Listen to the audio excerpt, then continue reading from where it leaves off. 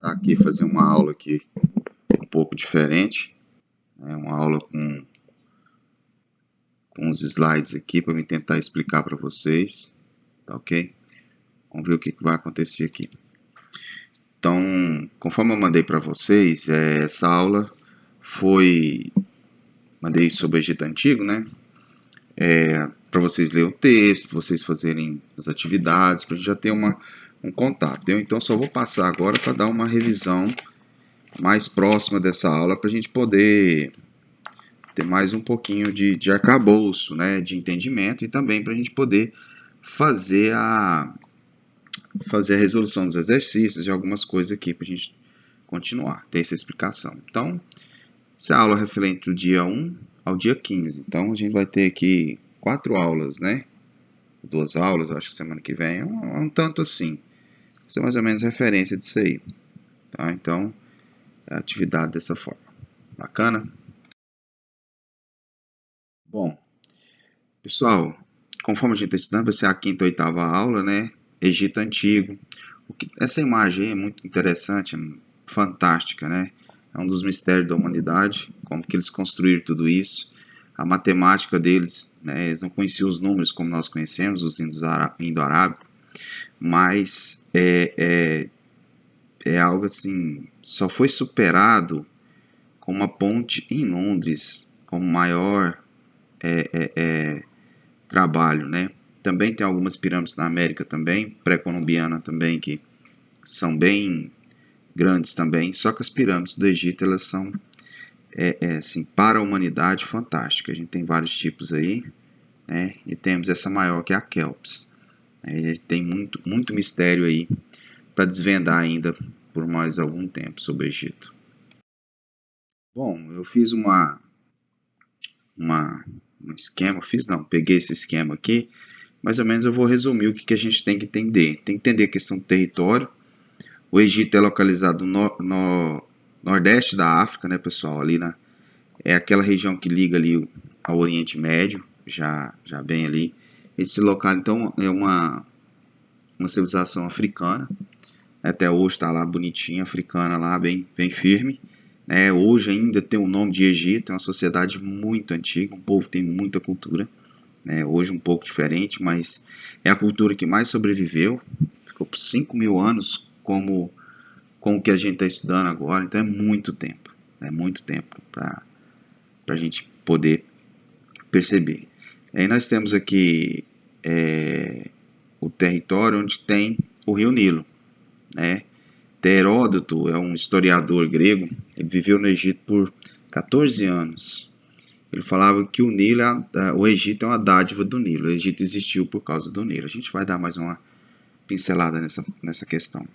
Formação, nós vamos estudar os períodos pré-dinástico ao nomo, dinástico, né, que aí vem o Antigo Império, Médio Império e Novo Império, a gente vai estar falando mais à frente, vocês também já deram uma vista. A cultura é uma escrita hieroglífica diferente da escrita dos sumérios, que eram cuneiforme, que é hieroglífica, eles trabalham vários símbolos, sinais, muito complexo de fazer isso, né, uma escrita que foi desvendada no período de Napoleão Bonaparte. Napoleão invade o Egito e ele consegue pegar, chama Pedra de Roseta, que tem Egito Antigo, com a linguagem clássica e uma linguagem mais popular, uma escrita clássica e uma escrita popular, né? Tinha 2 tipos de escrita, e traduzido para o grego, porque o grego antigo, bem antigo, por causa da era ptolomaica. Por causa dessa pedra, eles conseguiram desvendar toda a escrita e toda a questão egípcia, lindamente e enriquecidamente colocado em várias partes, né, dos seus artefatos, suas obras de arte, de suas obras arquitetônicas, que são fantásticas essa questão. A economia, a gente sabe muito bem que é uma economia de regadio, né? Eles dependem do quê? Do rio, totalmente. Como os mesopotâmicos, os egípcios também dependem do rio, é a região conhecida como crescente fértil, tanto o rio Nilo e o Tigre Eufrates, fala crescente fértil, onde que surgiu as primeiras civilizações, onde os egípcios conseguiram fazer canais de irrigação e tudo, né? E aproveitava também a cheia do Nilo, né? Aquela cheia do rio Nilo que trazia tanta fertilidade. A gente vai trabalhar logo ali, eu vou estar explicando isso para vocês, né? Tem agropastoril, artesanal, né? Que tinha a questão de artesanato e muita produção de vários tipos de alimentos, né? No qual era colocado, era feito, os egípcios tinham de tudo quanto é jeito, principalmente trigo na época, né? Porque é o que faz o pão, né, que é base da alimentação mundial também. Então eles tinham todos isso aí para poder trabalhar lá, na qual eles guardavam, tinha todo um esquema, né, nesse ponto. A política a gente sabe muito bem que era bem centralizado. É uma das características da sociedade do modo de produção asiático, que a gente já estudou, bati o pé, quero que vocês bem entendam, no qual o rei sacerdote, aqui no caso não é nem rei sacerdote, aqui era um deus mesmo. O faraó era um deus, então uma teocracia mesmo, porque o faraó era o poder total, né, sobre todos, e ele era considerado um deus. A sociedade é muito hierarquizada, muito fechada, né, e você entrava, se você nascesse naquele camada social, você não mudava. Apenas em um caso, quando você era escriba, se estudasse muito, você poderia chegar a sacerdote. Em mais nenhum caso você poderia mudar. Então existia toda uma hierarquia social que a gente vai bater um pouquinho o pé nisso aí para vocês poderem ver. A religião, como toda sociedade antiga, ela é politeísta. Poli são vários, né? Teo é Deus, conforme a gente já falei para vocês. E são vários deuses antroposomórficos. O que significa isso? Antropo é homem, zoo é animal e morfia. Então era mistura de homem com animais. A gente tem aqueles vários deuses, né? Com cabeça de águia, com cabeça de lobo, cabeça de touro, cabeça de gato, né? E o corpo de humano. São vários e vários deuses que eram cultuados, né? E são fantásticos os deuses egípcios também, para a gente poder saber, né? E eles tinham uma forte e grande, né, dentro da sua religião, a vida após a morte. Por que eles pensavam isso? Por que eles mumificavam? Porque eles achavam que o corpo voltaria à vida de novo, né? E que eles poderiam, o corpo mumificado voltaria à vida, naquele próprio corpo. Que era como o Nilo nascia e morria, né? Eles também tinham essa ideia de nascer e morrer.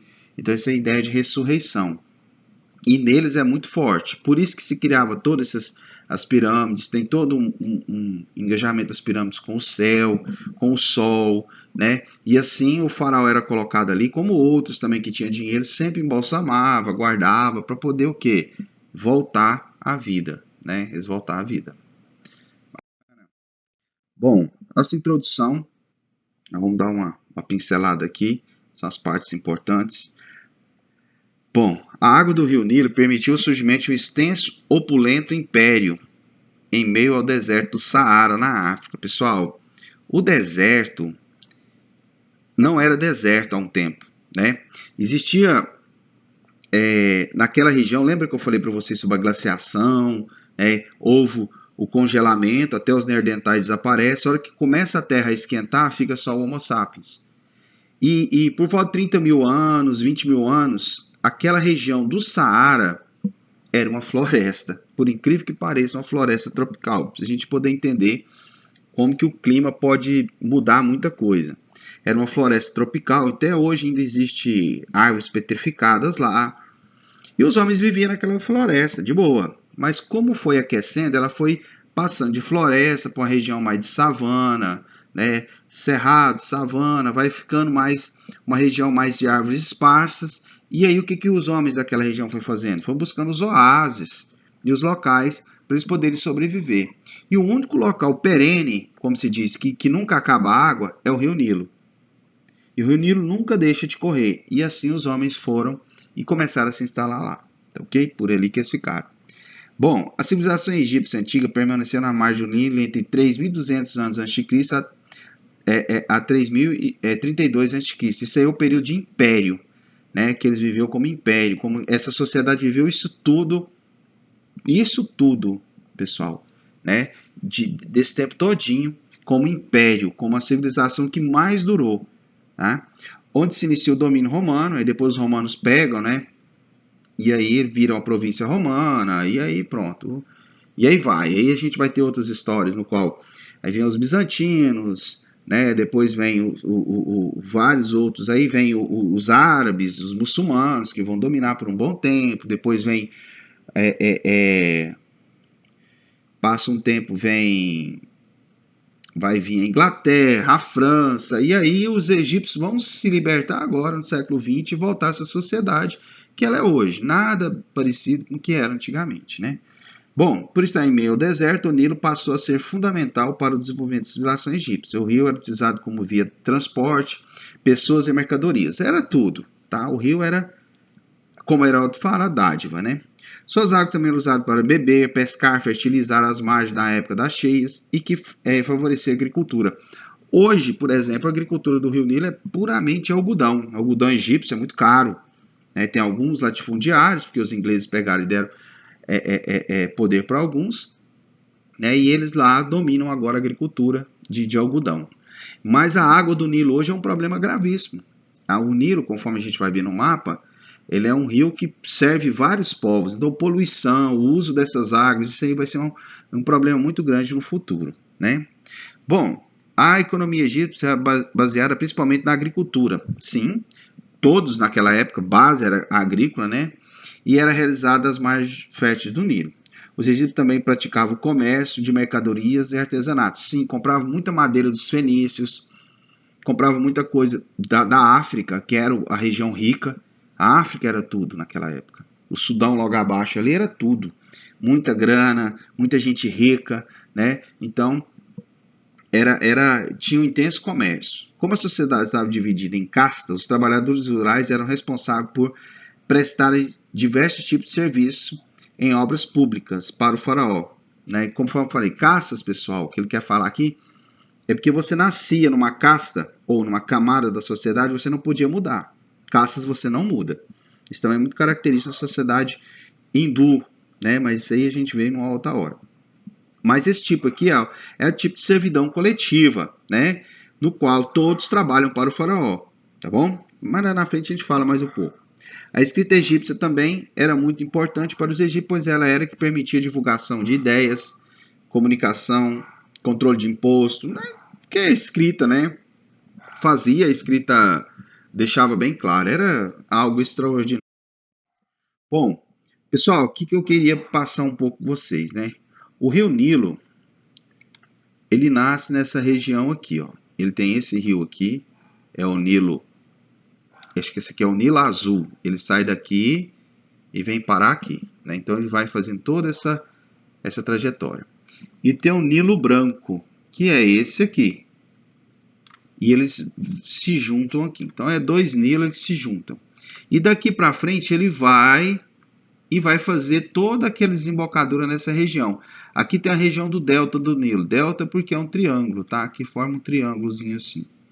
Bom, pessoal, o que é interessante em tudo isso? Toda essa região que é um grande deserto, né? Conforme eu falei para vocês, era uma região onde as pessoas poderiam... era uma floresta tropical. Mas hoje, né, com o tempo, ele foi sendo apagado, né? Foi glaciação e as pessoas ficaram aqui. Então a gente vê que aqui não é onde que nasce o Rio Nilo. Ele nasce bem no centro da África. Essa região onde que nasce o Rio Nilo aqui, essa região aqui do centro, aqui é uma floresta tropical, lindo, um lago cheio de vida, de florestas e vai embora. Aqui é montanha, pessoal, da Etiópia, né? São várias montanhas. O que acontece? Eu ia ficar fazendo uma brincadeira com vocês. De onde vem a fertilidade do Nilo? Daqui ou daqui, né? Na real, esse aqui faz com que o Nilo seja perene, nunca pare de correr. Esse aqui faz com que o Nilo se encha, tá? Quando há o degelo na montanha, é que o Nilo vai encher e inundar. Com o degelo, o que acontece? Vai arrastar matéria orgânica, materiais, terras, né, com muitos sais minerais, um monte de outras coisas que vai fertilizar essa região. Eles não precisavam de jogar fertilizante. A própria montanha levava aquela terra que ele pegava do cume, cheio de materiais de fertilização, como os sais minerais mesmo, né, bem próprio, trazia até aqui aonde que eles poderiam plantar. E isso fazia com que fosse muito, muito interessante a região do Nilo, tá? E fazia com que o Nilo fosse tão atrativo e tão interessante, né?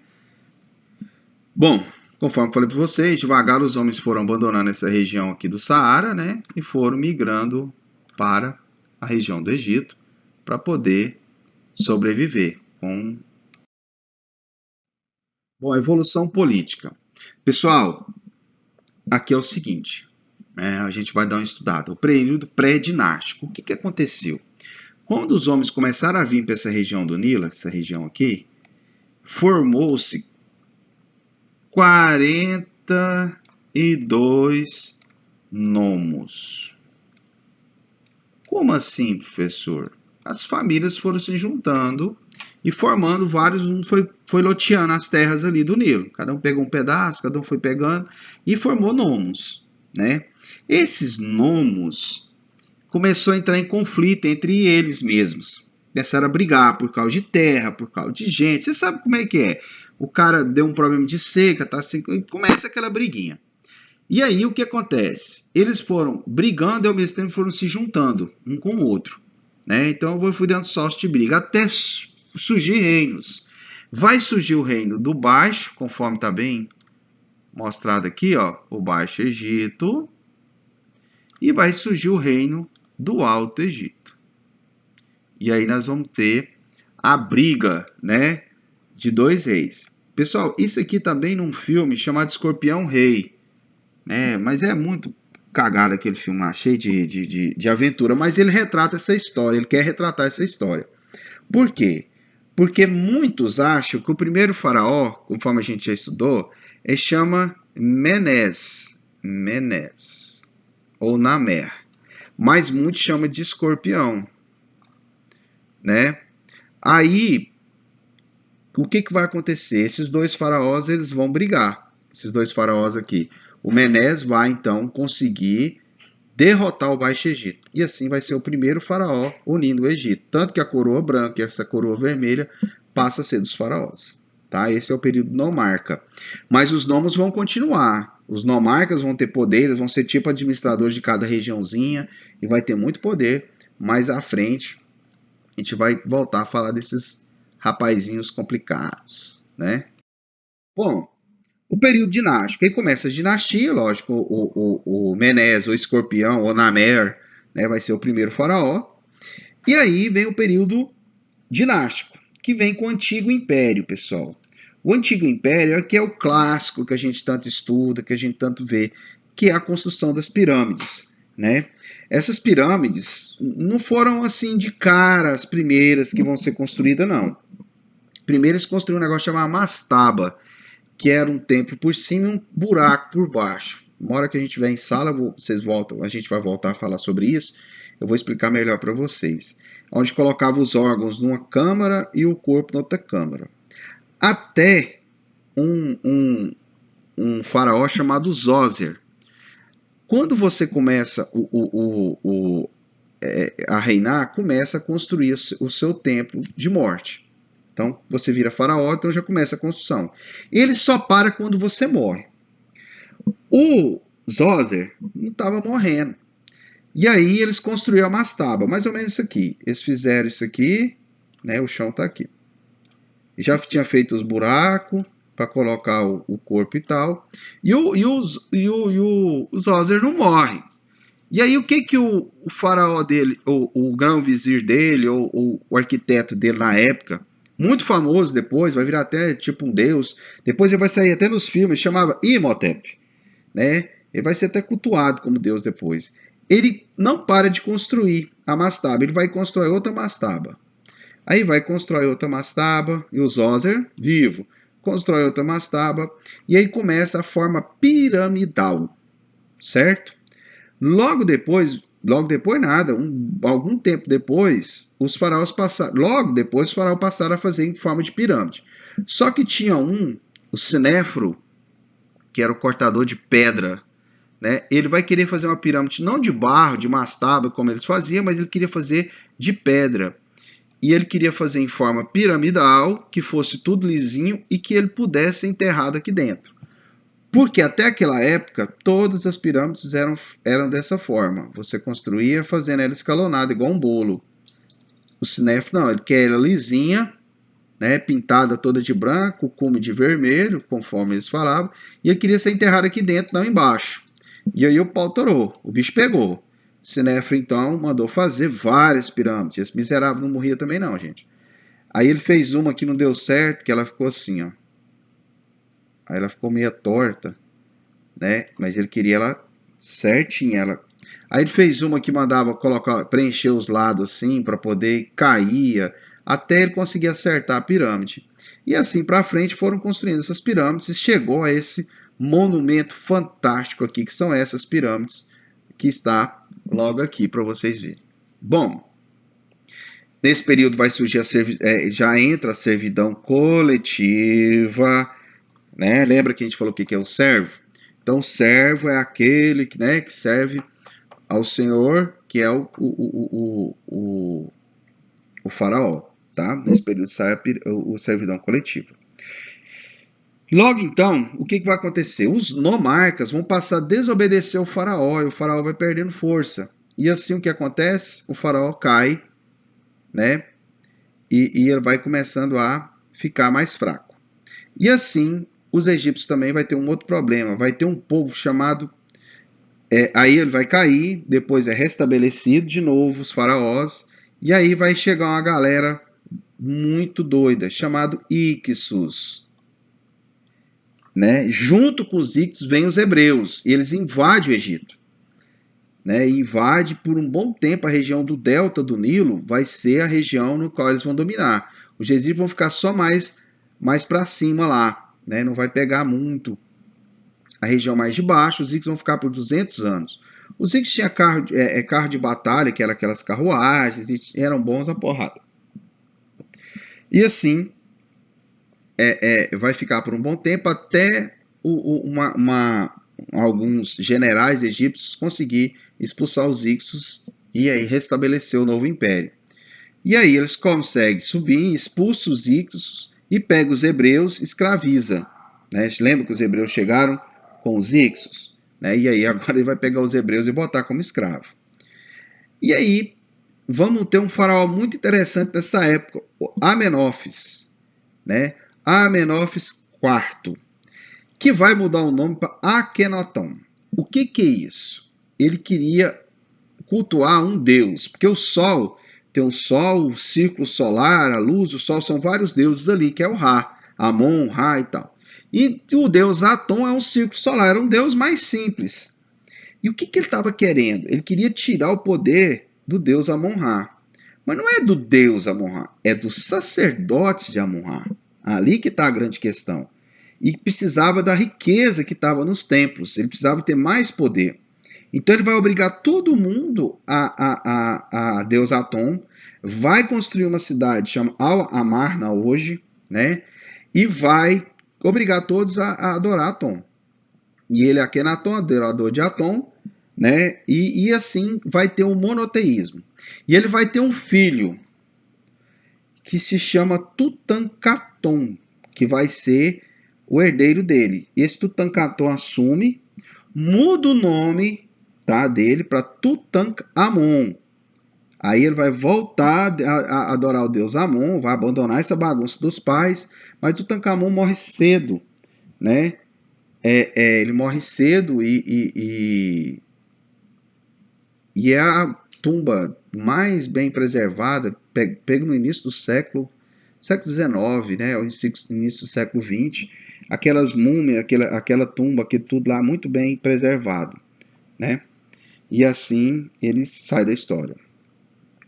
E eles vão então começar a ter um período imperialista, que aí nós vamos ter o grande, poderoso faraó Ramsés II. O Ramsés é muito famoso porque ele consegue, e nos filmes eles colocam o Ramsés como o cara que vai brigar contra os hebreus. Nada a ver, tá? Nada a ver. Os hebreus vão embora bem antes de Ramsés. O Ramsés será o grande imperador do Egito, o maior de todos, o grande construtor. Ele vai ter templos funerários dele muito fantástico que tem lá, né? E ele vai conquistar várias e várias regiões, tanto ao sul, que era o grande inimigo deles, era a África, porque era muito mais poderosa, né, do que as regiões ao norte. Também ao norte era mais difícil ser invadido. E ele vai conquistar um vasto território, né, o Ramsés.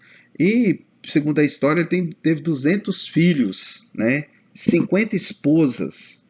Então, se ele teve 200 filhos, pode ter mais 200 filhas, né? Então é gente pra caramba. Teve 50 esposas. Imagina, uma já dá trabalho, imagina ter 50. E ter esse tanto de filha. Já pensou? Filha já faz pai de bobo, né? A pessoa, 200 filhas pra falar na sua cabeça, mais 50 mulheres, o cara tem que fazer guerra mesmo, né? Fugir. E mais os filhos, né? Doido, maluco, né? Mas tirando as brincadeiras à parte, pessoal, o Ramsés foi um grande imperador, tá? E aí logo eles vão cair, né? Aí vai ter um renascimento lá, mas logo não vai dar certo. E começam então as invasões de outros povos, que vem aqui os assírios, não sei se vocês lembram. Aí vem vários, né? Babilônios, assírios, e vem gregos, persas, gregos, e aí não para mais, né? A religião é politeísta, antroposomórfica, economia, servidão coletiva, agricultura. A gente sabe muito bem o que é servidão coletiva, sociedade. Família faraó, sacerdote, nobreza, a gente vai falar isso mais à frente, né? Bom, o período dinástico, eu quero que vocês pegam muito essa parte verdinha aqui. É uma monarquia teocrática, o que significa? Deus que governa, né? O poder político e religioso nas mãos do soberano. Então, tudo na mão dele, considerado um Deus vivo. O cara era o cara, gente. Não tinha o que mexer. O faraó era o faraó. Então, era tudo, né? O faraó é dono de todas as terras, pessoal. Tudo era dele, né? E a sociedade, né? A nobreza, né? Vai vir quem vem o faraó e sua família. Aí vem os militares, os sacerdotes, os escribas lá embaixo, artesão, camponês, servo. E existia também os escravos, tá ok? Também tinha alguns escravos, mas grande parte era servidão coletiva, que eu já expliquei isso para vocês também. Bom, o Antigo Império, né, é etapa marcada pela consolidação da autoridade do faraó, edificação das grandes pirâmides, construção do sistema hidráulico de irrigação, né? E o Antigo Império, organização do Estado. Capital era Tunis, depois Mênfis. O faraó centralizava o poder, consolidação do Estado teocrático, né? O auge, estabilidade política e paz interna, construção de grandes obras de irrigação das pirâmides de Gizé, porque o Estado gastava muito nas obras de irrigação, o Egito era muito fértil, né? E a crise, disputa pelo poder entre o faraó e as classes dirigentes locais, revoltas camponesas e fragmentação política devido aos nomarcas. Desculpa aí, pessoal, que os nomarcas vão acabar derrubando o poder do faraó, que deixa de obedecê-lo. Depois os faraó acaba com esse tal de nomarca, e o Médio Império já detona isso. Vamos lá então, Médio Império. Agitações internas e enfraquecimento do Império, que possibilitou, por volta de 1750, a invasão dos Ictos, povo nome de origem semita. Semita é os filhos de Sem, tá? De Noé. Quem que são os semitas? Os babilônios, os assírios. Aquela região ali são todos semitas, tá? E aí, eles vieram ali da região da Mesopotâmia, né? E vão invadir. E os Ictos ficaram lá por 200 anos, mais ou menos, dominando, né? Então, vamos, Médio Império, organização do Estado, capital Tebas, restabelecimento da unidade política, estabilidade e desenvolvimento econômico, ocupação da Palestina e da Núbia, né? Essa aqui era poderosa. Crise, revolta camponesa e escravos, invasão dos Ictos e posteriormente domínio, né? Entrada dos hebreus no Egito, que vem junto com eles. E o novo império, pessoal, reconquista, fase imperialista, expansionista, resultado da militarização da sociedade e apogeu do Estado egípcio. Então, vamos lá, novo império, organização do Estado, capital Tebas, expulsão dos Ictos, que vai pegar uns faraós agora generados, vai subir outras famílias. Escravidão dos hebreus, né, vai escravizar os hebreus, que eles entraram aqui para detonar, então agora vamos escravizar esses caras. E expansão territorial, crescimento econômico muito forte, porque aumentou o comércio, principalmente com Ramsés, reforma religiosa em Amenófis, né, revolta, perda de terras, crise econômica, invasões dos assírios, persas, macedônios, romanos, governo de Cleópatra e fim da autonomia política, que a gente vai falar isso quando a gente vai falando do Império Romano. Quem vai ter o filho de Cleópatra também, o Cesário, que o Marco Antônio vai dar um jeito nele, né? E aí, nós vamos ter um baixo império por esse tipo de sucessivas invasões, né, conforme a gente já viu. Então, pessoal, a gente percebeu que o Egito foi muito agitado, né, e teve todas essas questões aqui na parte política, tá bom? Bom, 5.000 anos, né, pessoal? O povo tem uma cultura gigantesca, mas ela desapareceu. Isso aqui é a pirâmide social, são as castas, né? Tem a casta do faraó, é ele, né? Ele e sua família. O interessante do faraó, pessoal, aí que vocês fiquem perguntando, como é que o cara se torna faraó? Ele tem que ser filho de um faraó, sim. Mas muitos generais se tornaram faraó, vizir se tornaram faraó. Como que funciona isso? O faraó, ele tem o seu poder, né, divino. Mas o que acontece?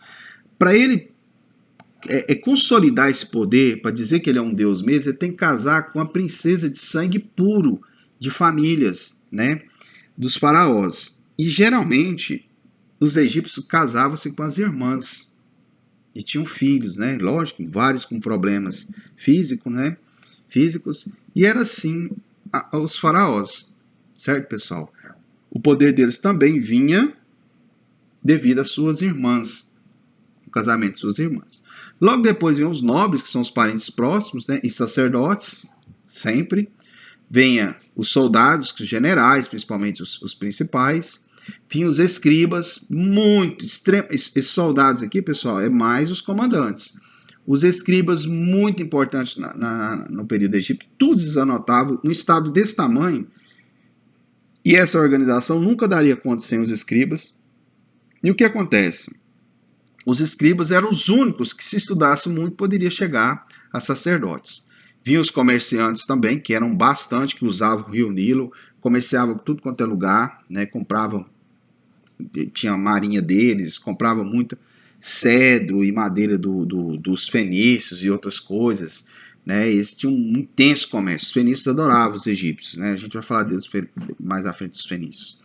Existiam os artesãos, os que faziam as ferramentas e tal, e eles tinham muita habilidade com ferramenta, porque senão nunca construiriam o que eles construíram. Viam os camponeses, que é a grande massa de pessoas, a maior massa de pessoas, né, que tinham as terras, lavravam as terras, trabalhavam nas pirâmides, pagavam com seus serviços e com seus produtos que produziam. E lá no fundo, uma quantidade considerável de escravos que trabalhavam também naquela época, geralmente vencidos em guerras. Aí o cara nascia de escravo e você sabe muito bem como você se torna um escravo. A religião, esse é o panteão, né, que é muito gigantesco, né, dos egípcios. Tem Osíris, deus da vida e da morte, que é casado com a sua irmã. Esse é Osíris, casado com a irmã dele, que é Ísis, deus da maternidade, da magia e da liberdade, que é irmão também desse cara aqui, que chama Sete. Tá? Esse aqui é o Sete. Esse. Tá? Eles vão brigar os dois. Sete vai matar Osíris, vai esquartejar ele todinho, vai sumir os pedaços dele. Ísis vai juntar o irmão de novo, né? E ele ressuscita. Sete vai matar ele de novo. E aí Ísis vai junto o irmão, que é o marido dela, e ressuscita ele de novo. Eles vencem Sete. Certo?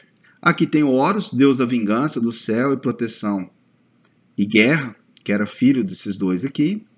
Tote, né? Deus do conhecimento e da sabedoria. Ra, deus do sol, o grande deus. Ra era o sol que ficava... Deixa eu ver se eu tenho aqui. Apófis. Apófis não tá. Apófis é a lua. Certo? O que acontecia? Ra ficava o dia inteiro, né, tentando expulsar Apófis. Então, de dia, Ra estava expulsando Apófis e lutando contra Apófis. Então, Apófis era à noite, né, e Ra lutava contra Apófis, contra a lua, o tempo todo para poder se proteger, né? Era uma cobra, eu acho que a lua era uma cobra. E aí era esse deus Ra. Deus Sete, conforme falei, deus da tempestade, do deserto e do caos, gosta da desordem. Amun, rei dos deuses e deus dos ventos, né? Ptah, deus da criação e das artes da fertilidade. Realmente, nem Amun, nem Ptah, olha só, são deuses importantes, eu não tinha ouvido falar. Ator, que é uma vaca, né? É deusa do céu, do amor, da beleza e da música. Ela é uma vaca. Aqui estão alguns, mas ela também é da maternidade, é muito popular, Ator. Sekhmet, deusa do fogo, deusa da guerra e da medicina, né?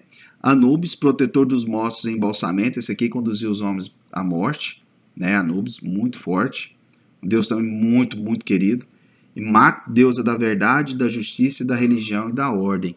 Tem também Bastep, né? Que é um gato, e aí vai, vários e vários deuses, né? Conforme esse tem no Egito Antigo, beleza? Dá uma pesquisada aí que isso é muito legal. Tem até um filme aí que meio que fala um pouco, mas dá uma pesquisada que é muito top. Bom, pessoal, agora vamos para a parte da correção da atividade. Tá um pouquinho grande essa aula, mas vamos fazer uma correção aí. Atividades avaliativas. Pessoal, é simplesmente vocês copiarem essas perguntas e responder no caderno. Ou apenas responder no caderno. Coloca atividades e tal e tal. Eu vou estar aqui fazendo uma correção aqui meio por cima e vocês depois organizem no caderno. E lá na escola, quando a gente tiver nosso retorno, espero que breve, mas com segurança, né?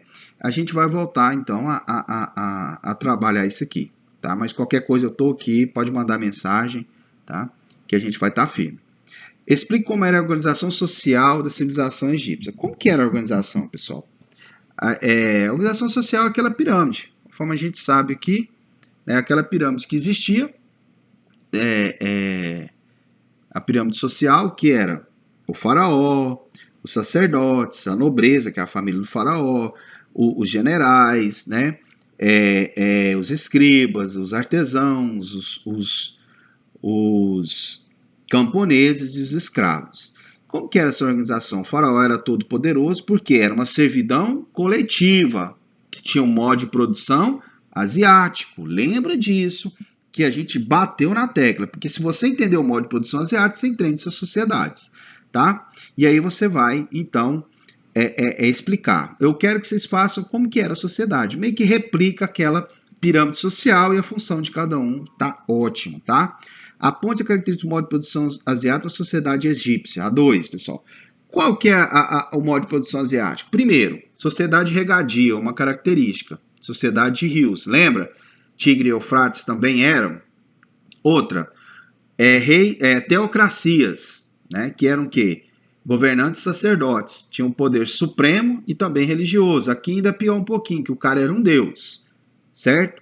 E a sociedade servia ao senhor, né? Então era uma servidão coletiva, todos serviam ao faraó aqui nesse caso. Vocês dão uma explicada bem nisso aí, o modo de produção asiático, sociedade egípcia, vocês vão ter um entendimento bem legal.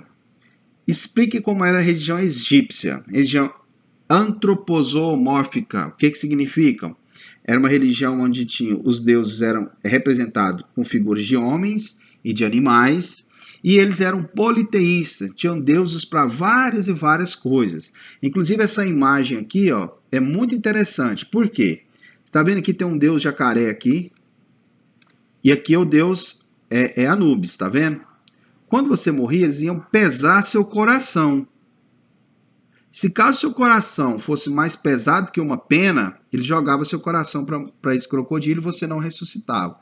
Se caso você tivesse sido bom, você ia era conduzido pelos deuses aqui, ó, condução do indivíduo aqui até quem? Até Osíris, que está sentado aqui, e aí você teria a vida eterna. Você poderia ressuscitar. Então era assim que funcionava. As pessoas se preocupavam muito, né, naquela época com a vida após a morte. Então a religião egípcia ela tinha muita coisa, né? Tanto que as pirâmides entram dentro desse processo. Certo, pessoal? Então você pode ver que o cara aqui está tipo assim, né? Tá com o brioco na mão, cagando de medo. Mas ele foi um bom cara. Se ele passou aqui, deu tudo certo, ele vai ressuscitar. E aí esses homens, né, conseguem ir pelo julgamento de Osíris. Então você tinha que ter uma vida de conduta muito boa dentro da questão religiosa. Né? Então eles tinham toda essa ideia, toda essa forma, o cara que está registrando tudo, né, a vida do cara, toda sua vida é registrada, e assim você poderia, se tivesse uma vida digna, você passaria para outra, a ressurreição. Assim era feito com todo mundo, né, menos o faraó, que era o Deus Todo-Poderoso, que todo mundo guardava, porque ele já era um Deus, e assim conseguia a vida após a morte. Então, a religião girava muito em torno disso, essa cheia do Nilo, essa volta. A cheia traz vida, né? Traz a cheia inunda, depois ela vai embora e trazendo a vida aos homens. Muito, muito massa, né? Essa representação que deixa essa vida após a morte para os egípcios. Só que eles ressuscitam o corpo, tá? Diferente um pouco da gente que ressuscita a alma, todo o Espírito Santo, a gente vai para nossa religião um pouco diferente, né? Só para a gente fazer por forma comparativa, tá bom? E aí vocês fazem mais um estudo aí, dá uma pesquisada, eu acho muito legal essa parte religiosa. Qual fator geográfico possibilitou, 4, pessoal, qual fator geográfico possibilitou o desenvolvimento da civilização egípcia na antiguidade? O fator geográfico é simples, pessoal, o rio, né? A sociedade surge ao redor desse rio, né? Não que ela não seria importante se não tivesse o rio Nilo, né? Tem um livro do Ciro Flammarion Cardoso, um historiador brasileiro, que ele meio que questiona um pouco essa questão, né? Porque os egípcios não era só a questão do rio, né? Eles eram muito importantes, não era o rio que fez eles, mas eles aproveitaram bem o rio para se fazerem. É mais importante a gente entender isso aí, né? Mas o fator geográfico que vai fazer com que aquela região do Egito ali, aqueles povos que viviam, a questão do deserto e o rio. O rio que fez, né, com que pudesse as pessoas aproveitarem ele e fazer essa grande civilização que foi a civilização egípcia. Né? 5, pessoal. Na arquitetura do Egito Antigo podemos destacar as pirâmides. Qual era a principal função das pirâmides, pessoal? A principal função das pirâmides era guardar o corpo do faraó até a sua volta. Não só dele, da sua família. Enterrava um monte de gente lá dentro, tinha câmaras, tinha algo secreto. A tumba de Tutankhamon também, olha você vê que interessante. Todos que abriram a tumba de Tutankhamon morreram. Você pensa, o cara estava naquele período tão antigo, né, o cara morto lá, e os caras pegam bilhões de milhões, 1000 anos lá, fechados, os caras abriram, respiraram aquilo lá, todos os arqueólogos morreram. Né? E tinha também uma questão de armadilha, locais secretos dentro dessas tumbas, né? Para quê? Para que ninguém violasse o corpo do faraó. Mas infelizmente várias múmias foram pegas, levadas para tudo quanto é lugar. No Brasil tem, Europa mais do que nunca. Pessoal, já chegou o disparate de usar pedaço de carne de múmia para curar, no período da peste negra, que a gente vai estudar mais à frente, curar essa peste negra, lepra, eram as coisas bárbaras que isso acontece. Hoje os egípcios estão tentando retornar todos os seus pertences, estão espalhados pelo mundo, mas a grande função das pirâmides, dos templos, era para quê? Para você colocar ali. A grande preocupação de todos era com a sua morte. Se você passaria por esse processo que está aqui, ó, né? Chegar até Osíris e ele te autorizar. Então todo mundo tinha essa questão aqui. Bacana? 6. Escreva o nome dos integrantes da sociedade egípcia. É fácil. Faraó, nobreza, sacerdotes, militares, né? Os generais, escribas, né? E vai, você se vira aí e faz. Ela é mais ou menos a organização social. E essas 6 aqui, as meio que vai. Só quero que vocês um pouco frisem isso aí, porque eu preciso que vocês frisem o modo de produção asiático, né? Sem conversa. Escreva o nome dos integrantes da sociedade egípcia. Então, fácil. Responsável pelos cultos religiosos do Antigo Egito. Quem que era responsável? Sacerdotes, pô. E aí você coloca sacerdote, né? Ó, governava o Egito com autoridade máxima. Fácil, faraó. Né? Esse era o grande cara, né? Nossa, deve ser bom demais ser faraó, né? Responsável pelo trabalho na agricultura, os camponeses, tranquilo. Responsável pelo controle da colheita, contagem da população, Os escribas, beleza? Esses são os caras que muito importante na sociedade. Pessoal, eu quis fazer um pouco aqui rápido, mas já está quase 50 minutos, né, de aula. Então, eu estou aqui corrigindo. Eu vou mandar para vocês depois, na próxima vez que eu for mandar. Eu quero agora que vocês revisem essa aula, vejam as aulas no YouTube, revisem suas atividades agora, porque aí vocês vão pegar mais um pouco. E semana que vem, a minha próxima aula que eu vou estar mandando, vai ser Hebreus, Fenícios e Persas. E a gente vai dar mais uma vista nisso aí. Bacana? Então vamos lá, modo de produção asiático. Nós estudamos os sumérios, os babilônicos, os assírios, né? Toda aquela região lá da Mesopotâmia. Vimos então aqui o Egito, que também tem esse sistema de modo de produção asiático, no qual a gente tem que frisar bem que é o rei sacerdote, a sociedade regadio, próximas a rios, conforme eu falei, né? E toda a população serve ao faraó. Então é servidão, não era escravidão. Daqui um dia nós vamos estudar a sociedade escravocrata, que é a sociedade de modo de produção escrava, né? Que era a sociedade grega e romana. Bacana? Então frisa aí, pessoal, bate um pouco o pé, né? Bacana, dá uma estudada, pega as curiosidades, tamo aí. Qualquer coisa me procura, tô no privado e valeu, até mais, pessoal.